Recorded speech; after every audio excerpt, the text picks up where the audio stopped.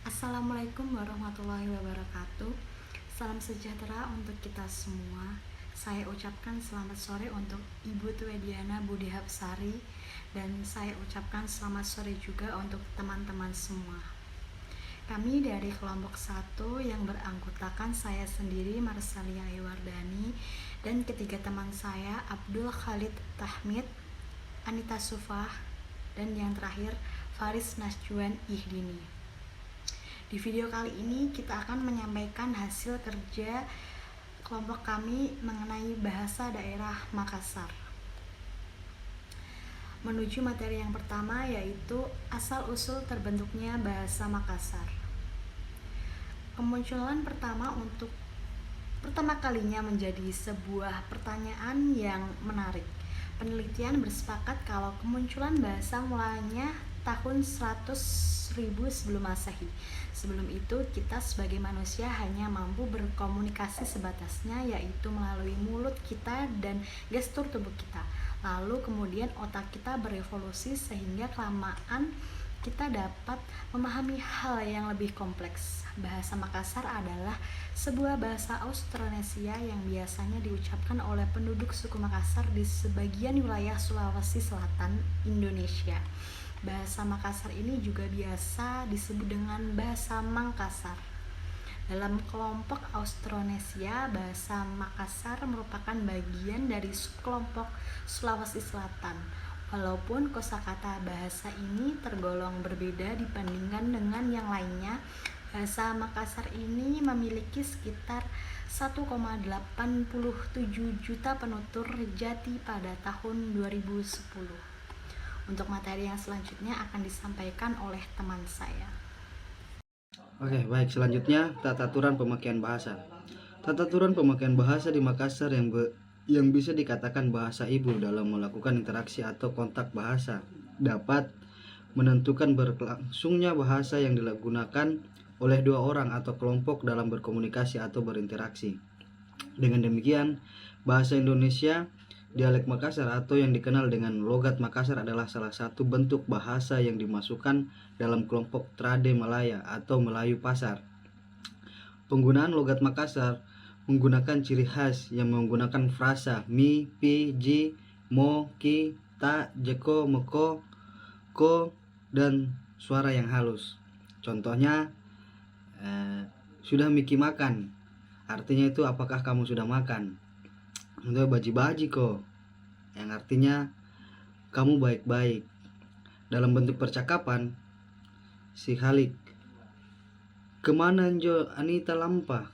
Itu artinya, itu Anita jalan kemana? Marcella menjawab, Tena kuiseng, artinya saya tidak tahu. Contoh lainnya, Anita, siapa mi lagi itu namanya Kating kah? Siapa lagi namanya Kating, itu artinya. Faris, kalik bedeng namana, itu Kating. Artinya katanya kalik namanya, itu Kating. Oke. Demikianlah dari tata aturan pemakaian bahasa beserta contohnya. Terima kasih. Nah, di sini saya akan menjelaskan tentang komunitas penggunaan dan waktu penggunaan bahasa Makassar. Jadi, batas wilayah bahasa Makassar ini mencakup 11 kabupaten di Sulawesi Selatan, yaitu yang pertama ada Kabupaten Pangkep, yang kedua Kabupaten Goa, yang ketiga Kota Madia Ujung Pandang, yang keempat Kabupaten Maros, yang kelima Kabupaten Takalar, yang keenam Kabupaten Janeponto, yang ketujuh ada Kabupaten Bantaeng, yang ke-8 ada Kabupaten Bulukumba, ke-9 Kabupaten Selayar, yang ke-10 Kabupaten Sinjai, dan yang terakhir Kabupaten Bone. Nah, di sini di Goa ini, Bantaeng, Takalar, Janeponto, dan Kabupaten Selayar menjadikan bahasa Makassar sebagai bahasa utama. Sedangkan di pedesaan, intensitas pemakaian bahasa Makassar lebih tinggi dibandingkan dengan di kota. Penggunaan bahasa Makassar dalam 6 kabupaten lainnya terbatas pada daerah-daerah tertentu.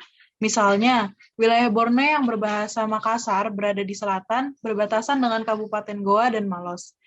Dan beberapa daerah di Kabupaten Bontokani memiliki penggunaan dialek Konjo.